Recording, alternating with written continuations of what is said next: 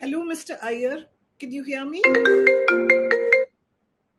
Yes, I can hear you. Thank you. Okay. Shall we start then? Yes, certainly. Yeah. Hello and welcome to another episode of Open to Question. My guest this evening is Mr. Mani Shankar Aiyar, who, after a distinguished career as a diplomat, rose to become a front ranking politician. He took the route many upper middle class men of his generation took: Doon School, St. Stephen's College, and Cambridge. He joined the Indian Foreign Service in 1963, and the high point of his diplomatic career was a posting in Karachi, which left him with an enduring interest in India-Pakistan relations.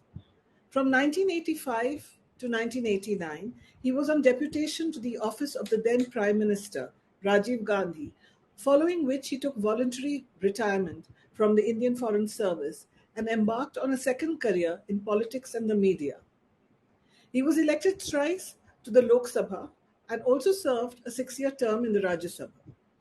As a Union Cabinet Minister from 2004 to 2009, he presided over several ministries, including that of Panchayati Raj and Petroleum and Natural Gas. A familiar face on television discussions, he has also made a reputation for himself as one of India's leading columnists.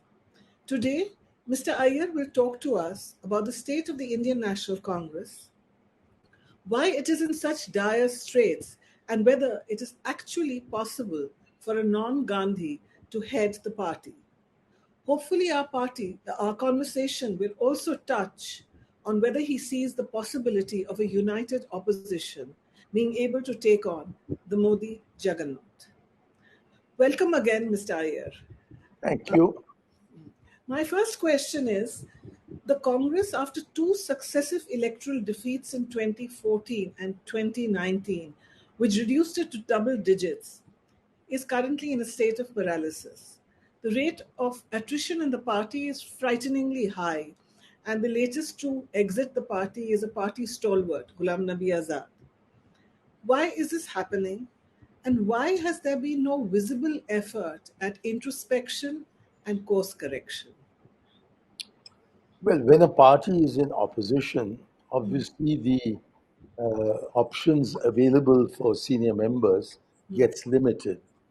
There are some who are willing to live with that and wait for a better day, and there are others who quit in the expectation that they will be able to find elsewhere what has been denied to them within the party. The other is that it is not at all, you're right in using the expression dire straits. The party is in dire straits. We are down to double figures in the Lok Sabha, and the prospects are not very encouraging. But this surely is the point at which those who are genuine congressmen, who really have uh, meshed their personal destinies into the destiny of the Congress party, ought to remain within the party and try and make it a better party, a party which claws its way back to power over a period of time. Uh, Whether that will happen or not, the true test, the litmus test of being a genuine congressman is that you remain with the party in adversity, even as you have profited from being in the party during its heyday.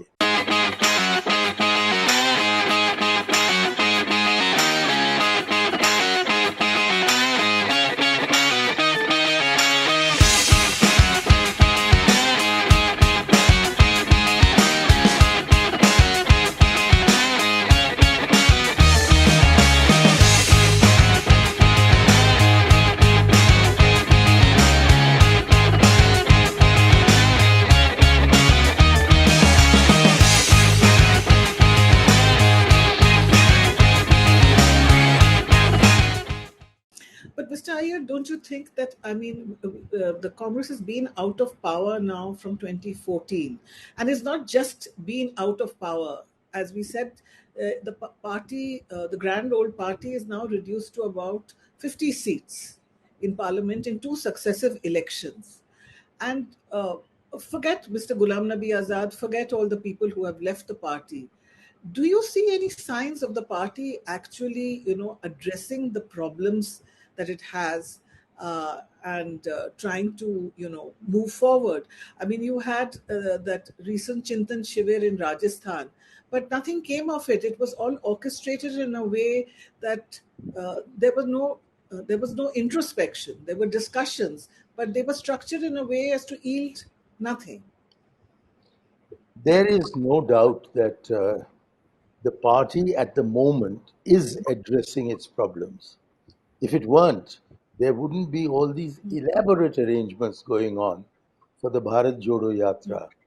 And this Bharat Jodo Yatra, as I can see from its starting point, Tamil Nadu, involves so many congressmen in so many different capacities in organizing this yatra that in many ways I'm unable to get through to my own people in my former constituency because they're so tied up and with so much enthusiasm in organizing the commencement of the yatra.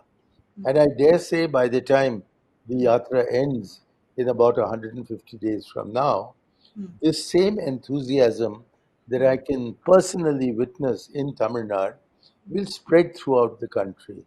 And that is why Bharat Jodo is actually equal to Congress Jodo. It gives the Congress something meaningful to do. So to suggest that the Congress is in stasis or that it's paralyzed is, I think, to exaggerate the situation.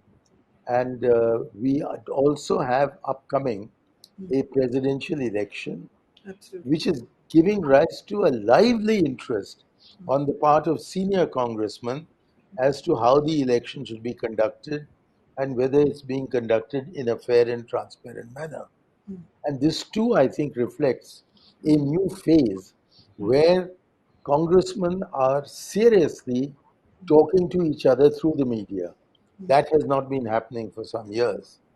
And as for the analysis that the entire problem is centered on the three members of the Gandhi family, I think that's entirely misplaced because while, of course, their virtues or their vices have contributed to the present situation, to take this as the basic reason for the party being in the dire straits in which it is would be a mistaken analysis and therefore a solution based on making it a Gandhi Mukt Congress will not work. So we are at the moment engaged in keeping together with the Gandhi family and trying to see whether at the moment, whether a non-Gandhi family president can be found for the party. But do you think that is really possible? Do you see a non-Gandhi heading the party as a real possibility? Because it is often said by senior congressmen and people that it's the Gandhi family that's a glue that keeps the party together. And it is also being said that in case a non-Gandhi is actually made the president of the party, that person will be a proxy for the Gandhis. And do you There is agree with no these? doubt at all that the Gandhi family does constitute the bonding adhesive of the family. But merely because there is a possibility that there will not be a Gandhi at the helm of affairs in the party does not mean that the Gandhis are going away. They're bound to remain, and their influence is bound to be there. And there is no way in which a president of the party can be effective if he distances himself from or ignores the presence of the Gandhi family.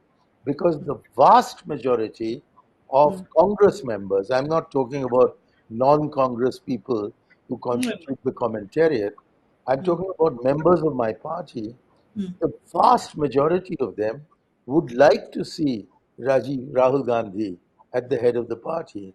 It is Rahul Gandhi who, since 2019, that is for the best part of 4 years, has been like Caesar refusing the crown, saying it's not a crown, it's a crown of thorns.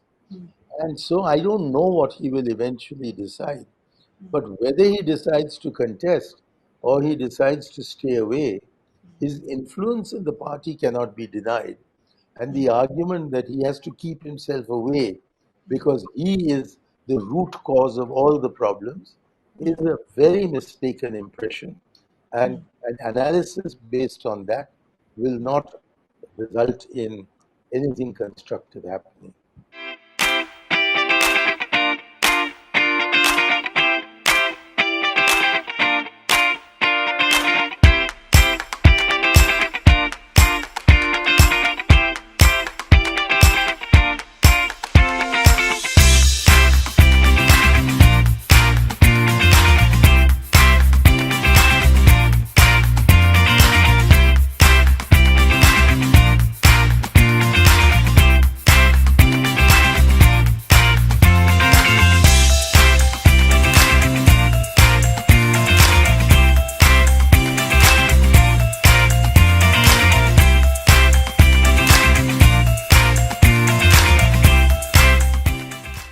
Now, the Congress was in power between 2004 and 2014. You were a minister in that government for many years, and you therefore had a ringside view of events. Why has the fall been so sharp? Was it just the Anna Hazare movement that focused on corruption, or were there other issues? I must clarify to begin with that I was a member of the cabinet from 2004 to 2009. Yes. And in 2009, I lost the election. So I was a backbencher in the Rajya Sabha during the period 2014-19. And I did watch the unfolding scenario with considerable apprehension and considerable concern. I think the handling of the Anna Hazare agitation, which was restricted to the Union Territory of Delhi, it didn't spread beyond. It just didn't. It didn't work out at all in Bombay. Could have handled it much better. And there were other matters too, which came to a head during that period, 2014, 2019. 2009, 2014, which could have been handled with much greater finesse. I think it's significant that not a single scandal of that period has been translated into a single successful prosecution. So when nothing has been proved in a court of law, why is it that our leaders, including such articulate people as Kapil Sibal and Salman Khurshid and Pranab Mukherjee and others and Jairam Ramesh could not put together a convincing defense of our position?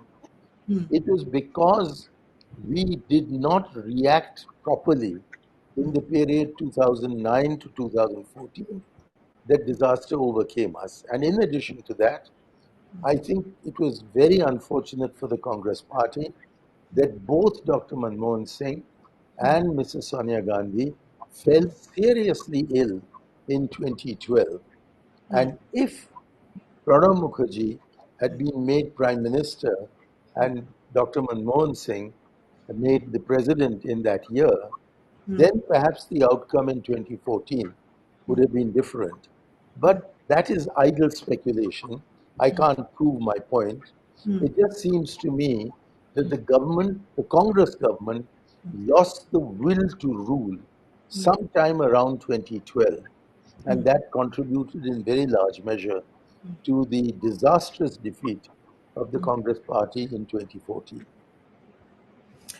So you would attribute the fall of the Congress party more to incompetence than anything else. I mean, you don't think it could be some kind of internal sabotage, that there were some senior leaders in the party who didn't like the idea of Dr. Manmohan Singh, who was sort of not seen as a real politician heading, the government? I don't accept any of these conspiracy theories, and I don't accept the word you've used, incompetence. It was not up to the mark, the reaction to the problems that arose after 2009, and it was it was a failure to respond adequately to those issues that put us in the position in which we found ourselves in 2014.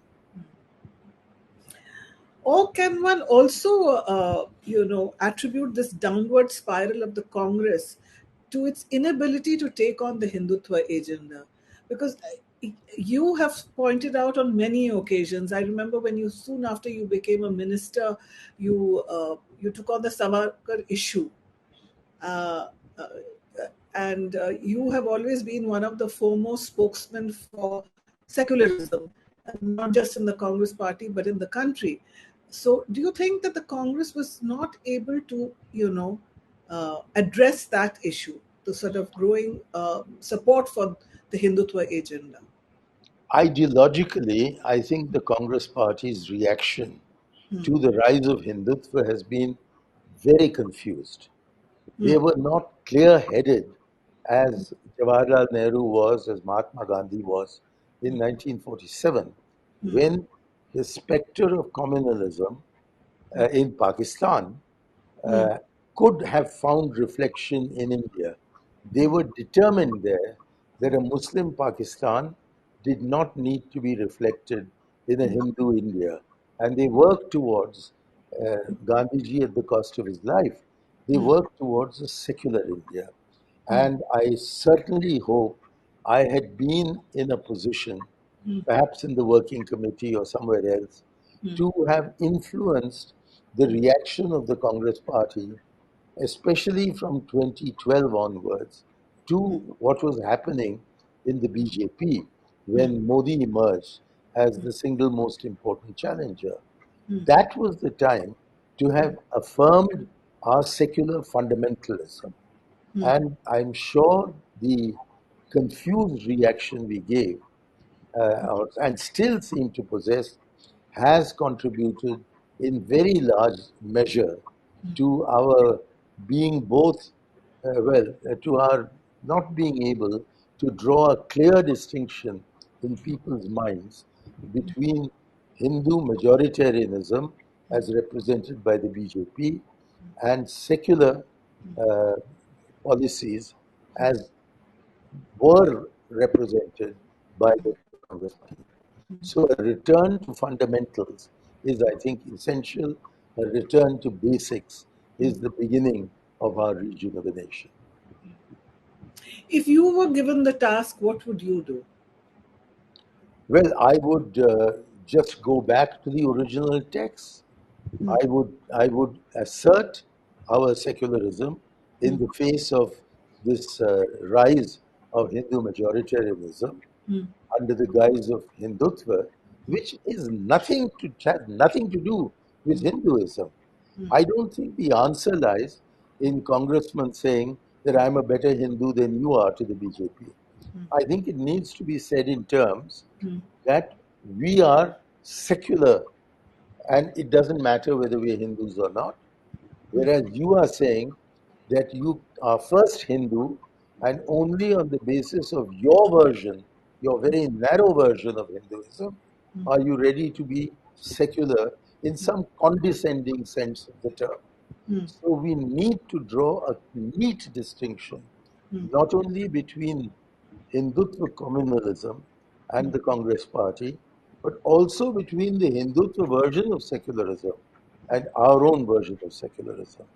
That, I think, is the beginning of the rejuvenation process.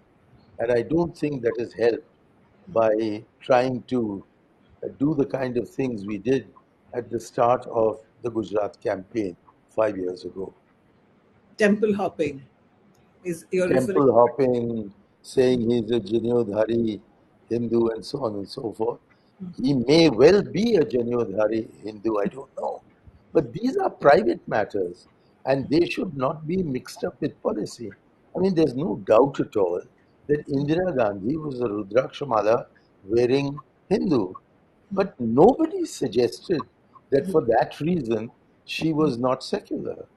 I would equally say that there are any number of very sincere Muslims in India whom you do not mix up with the jihadis. They are secular Muslims. And a prime example of that is our former Vice President, Hamid Ansari. How to create an account on Khul?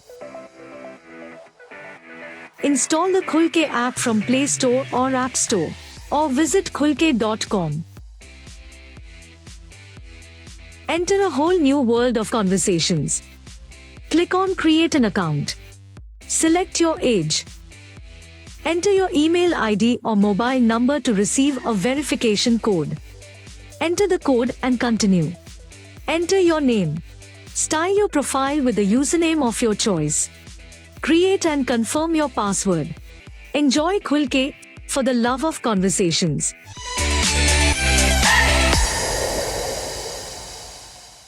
Tilotama wants to know whether you think elections today are fought purely on the basis of religion.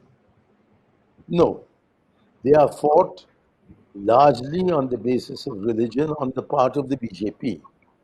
We try in the opposition to diversify the argument. But there are parts of India where the religious argument actually prevails over other considerations. And one of the most unfortunate states in this regard is our largest state, Uttar Pradesh, and to some extent, Madhya Pradesh as well. And now increasingly, I'm afraid it's Karnataka. But the bulk of the country does not believe in Hindu majoritarianism, which is why Modi has never succeeded in getting very much more than 35% of our vote. And his vote has been gathered exclusively on the basis of promoting religious differences between the majority and the minority communities. And I don't therefore believe that India as a whole has become a Hindu majoritarian nation. We have become a Hindu majoritarian state, but we are still a secular nation. And it is the job, the duty of the Congress to be clear on this matter in its own mind and then to unite under its banner or under the banner of a larger alliance, the secular forces who constitute a clear majority of close to 2/3 in the country. If we do that by 2024, then Modi will be history. Thank God. Do you think that in addition to Hindutva, identity politics has also played, and Congress's inability to address that issue has also played a role in its shrinking in the way it has? Of course it has, because where the Hindu vote was perhaps 10 or 12% of the total, by the form of politics which Mr. Modi has undertaken, he has raised that to a little over 1/3 of the total Indian vote. So he has been successful in making the nation less secular and more majoritarian than it used to be until 2014. But now, in the period that we are living through, these last 8 years, there has been such a strong consolidation of the Hindu majoritarian vote that it has become imperative for those who don't want a country which is based on Hindu majoritarianism to get together and present a united front to the government. And in that way, I'm sure we can win. When May I also add that I Please. don't think there's any other way of defeating Mr. Modi. When one speaks of identity politics, one also refers to caste. Do you think that the issue of caste politics is also something that the Congress has not been able to address? I mean, from being an umbrella party, it has kind of, You see, caste politics in India has never succeeded in giving any caste-based party a majority in the country as a whole. So therefore, I'm very glad the Congress has been abjuring caste politics. Of course, this results in setbacks in some states and in some circumstances. But were the Congress to become a party of the kind that some other parties have become, then maybe we'll have a small role in some part of the country or some parts of the country. But I don't think we can then retain our national character. And we do retain our national character because no other political party in India comes close to the 20% vote that the Congress alone is able to garner, even in the worst of circumstances. Another viewer has asked a question. Um, Vijay wants to know, if we are secular, why should we have religion based laws? I suppose he is referring to the fact that, we have a Muslim person, we don't have a uniform civil code. I mean, you know, the minority communities still, observe their own laws. Let me share with Vijay and your other viewers my own definition of secularism. Hmm. Secularism, I believe, Hmm. is respecting the right of others Hmm. to hold religious beliefs that you yourself do not hold. Hmm. Let me repeat that. Hmm. Secularism, in my view, is respecting the right of others to hold religious beliefs that I do not hold. Hmm. Now, although I was born in a Hindu family, Hmm. I'm not a practicing Hindu. Hmm. But I learned how to respect my mother, who Hmm. was a practicing Hindu. And there are many members of my family who do have strong spiritual beliefs. And Hmm. we live together in harmony because they respect my right to be an agnostic and atheist, while I respect their right to have religious beliefs. Hmm. And this equally applies on the other side to the minority communities of India.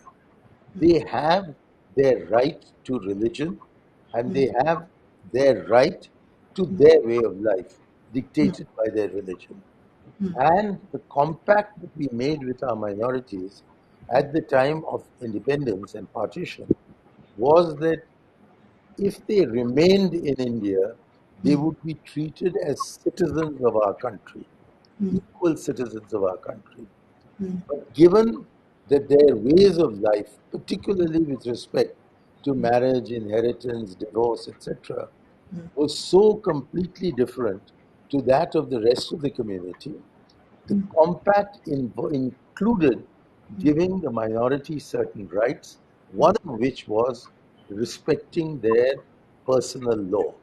Now, the Hindu community, which is in a majority in this country, with about 96% representation in parliament, can of course alter with great ease the Hindu law of this country. It was not with great ease, but with great difficulty that Jawaharlal Nehru succeeded in doing so. And the extent of opposition to him was illustrated best by the fact that when the bills were passed by Parliament and sent to him for presidential concurrence, he returned the bills, and the cabinet had to meet again and make one more determination that these bills must be assented to. And it was only then that the president was obliged by his constitutional status to accord his agreement to them. So we have, to some extent, reformed Hindu law. But you take the Hindu undivided family, it is a tax category that is entirely based on religion. Now, will those who want to do away with religious identification agree that the first step should be to abolish the Hindu undivided family? I think there'll be a scream from them if this were to happen. So, therefore, we just have to remember that our country, or rather our nation, comprises a large number of religious beliefs and religious ways of life. And it is only if we respect this diversity that we will secure the unity of this country. India's unity depends on its diversity. An India that moves in a direction of uniformity will soon find its unity shredded, I use the word, with great care. Our countrymen, countrywomen take their religions very, very seriously.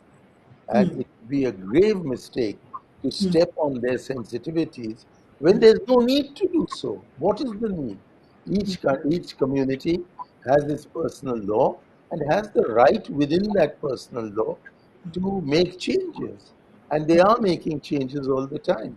In fact, you're interviewing me on the morning after Mary Roy died, that is Arundhati Roy's mother. And she fought a 50-year battle to change inheritance Laws proceedings among in the Christians. Syrian Christian community. And she did it successfully. And among the Muslims, there is the concept of maslaha, the concept of ijtihad, which allow for immense changes to be made within the law. And therefore, I do not believe that this characterization of Muslims as some kind of barbaric people who mistreat their women, which is the basis of our BJP sponsored prejudice against our minority community, has any basis in any form of truth. Let's see how to create a round table. First, open the Khulke app or visit khulke.com. Tap on the round table button at the bottom left. Click on the new button at the top right corner. Select the type of format for your round table. Be creative, give it a title and description. And remember, just like most things in life, keep it brief. Schedule your round table. Choose the type of round table you want. Add the usernames and introduction of the moderator and panelists. Add the categories and tags that best explains your round table. Add the picture because a picture speaks 1,000 words. Invite people and that's it. Your round table has been created. Schedule your first round table on Khulke today.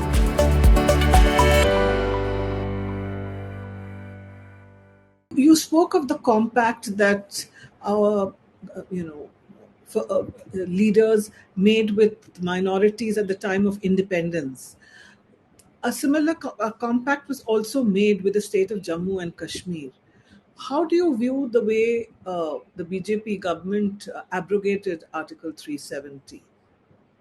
I think it was a terrible step to take, and I'm not surprised that the bulk of Kashmiri political opinion, by that I'm referring to the new union territory of Jammu and Kashmir, that it's looked upon with severe disfavor, this reading down of Article 370 by the vast majority of those who live in that part of the country. And we are certainly endangering our security as well as our unity by steps of this kind. Furthermore, I'm afraid the Security Council, the Supreme Court is not rising to its responsibilities. I mean, habeas corpus is really the basis of individual liberty in our country. And not a single case of habeas corpus from Jammu Kashmir has been taken up by the Supreme Court suo motu, despite the passage of 3 years during which thousands have been arrested. Many of them have been released, but many others have been arrested, and there is no determination being made by the Supreme Court as to whether the process by which Article 370 was read down was constitutionally proper or not. And equally, there have been other steps like the CAA, the Citizens Amendment Act, that have also impinged upon Muslim identity, have brought into our civil law distinctions that are based on the religion espoused by an individual. All this is utterly against the letter and the spirit of the Constitution. We need to restore constitutional secularism in the country as distinct from Hindutva, which is currently in the ascendant. The Congress, to return to the Congress party, the Congress party, as we know, has played a huge role, a huge historical role in the creation not only of this nation, but in building its foundations. But today, do you think the party is withering away, or do you think that a revival is actually possible? Oh, I think the revival is possible, but only if certain crucial steps are taken. Number one, total clarity on where we stand with respect to democracy, with respect to secularism, with respect to economic policy, and with respect to foreign policy. Unless there is complete clarity in regard to these fundamentals of our nationhood, I don't think the Congress can restore the historical role that it played. Secondly, given the realities of today, we have to acknowledge that whereas the Hindutva vote has been consolidated, the non-Hindutva vote has been uh, unraveled. And therefore, we need to bring back the secular forces altogether to, and they constitute, as both these elections in 2014 and 2019 showed, close to two-thirds of our vote. So if we can just consolidate that vote, then we will be able to confront this rising majoritarianism on the part of the BJP and the Sangh Parivar, which is spelling the death of the unity of India and its integrity, as also the values on which the Congress, in which the Constitution was based. But isn't that, uniting the opposition, isn't that easier said than done?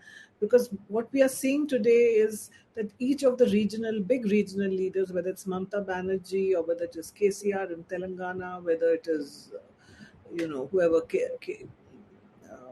YSR, everybody seems to be focused on building their base. Or Arvind Kejriwal, who is now on this, campaign spree. He's there in Gujarat, he's there in Himachal Pradesh. Everybody seems to be focusing on building their own base. No, I don't see any opposition parties actually, getting together, creating this common platform, creating a common agenda, to take this forward.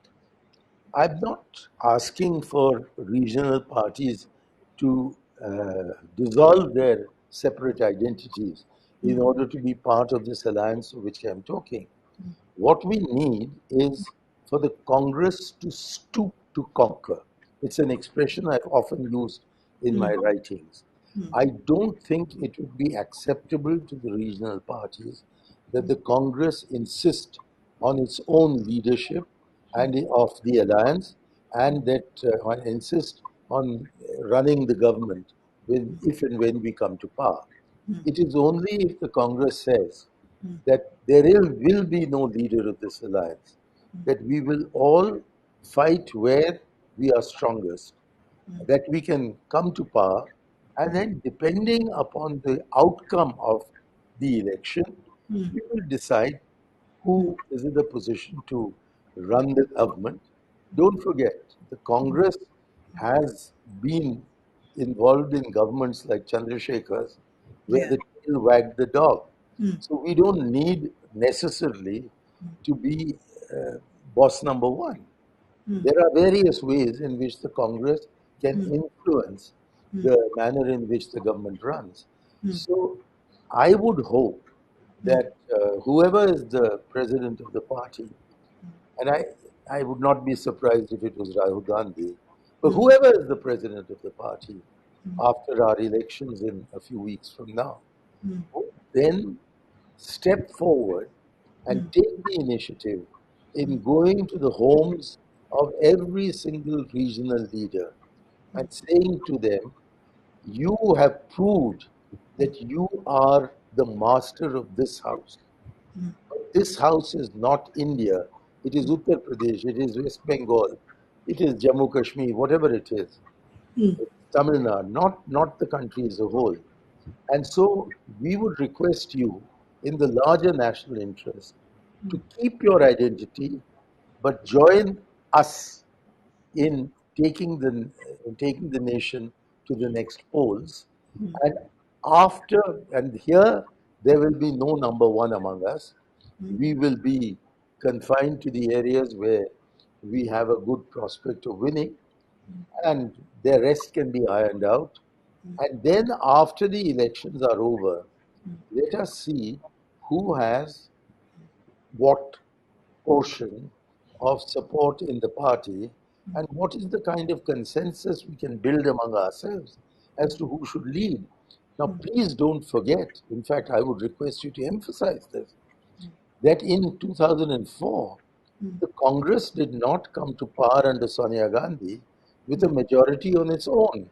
The NDA was not an electoral alliance, it was a post election coalition. And so we can work on that model. Let us see who performs how in the 2024 election or thereafter, and then decide what we'll do. But if in scattered atomic bits we try to oppose the BJP, then I'm afraid a similar result to 2024, to 2019 might be forthcoming in 2024. So, therefore, the need of the hour is for the Congress to be clear about what it stands for. In fact, I would like to see the Congress manifesto for the 2024 election published today. And I would suggest that in many ways it should be based on the 2019 manifesto. So we don't have to argue and discuss this thing among ourselves till the bitter end. And if we do that, then we have a basis on which to conduct an election campaign in every village of India between now and 2024. And in the meanwhile, let the readers consult with each other on how the election may be approached in the shape of a single alliance, and that the government formed subsequently on the basis of consensus and numbers at that time. You just said that you won't be surprised if Rahul Gandhi becomes the next president. So is it that you have doubts about Anand Gandhi becoming president, or is it that that is the mood in the party? You see, there are very prominent voices in the party, Mallikarjun Kharge to Salman Khurshid, who are even now urging Rahul Gandhi to become the president, to contest the election. On the other hand, none of the others who are indicating that they will contest the election have actually said that even if Rahul Gandhi stands, we are still going to stand. In fact, nobody is a declared candidate till now. So the issue of a non-Gandhi Congress has been thrown open, but not decisively determined. And over the next few weeks, I think that determination will come before us. But please remember, too, in this context, that this is not new. Since 2019 May, that is the immediate aftermath of the last general election, Rahul Gandhi has been inviting the Congress party to find an alternative leader. And over a period of 3.5 years, we failed to do so. Now there are some voices coming forth indicating that they might be ready to contest if Rahul Gandhi is not in the fray. Nobody has said that if even he is in the fray, I'll still contest. So let us see what happens. It's much too early to count the chickens. Thank you so much, Mr. Mani Shankar Aiyar. It's been a great pleasure talking to you. Thank you. Thank you.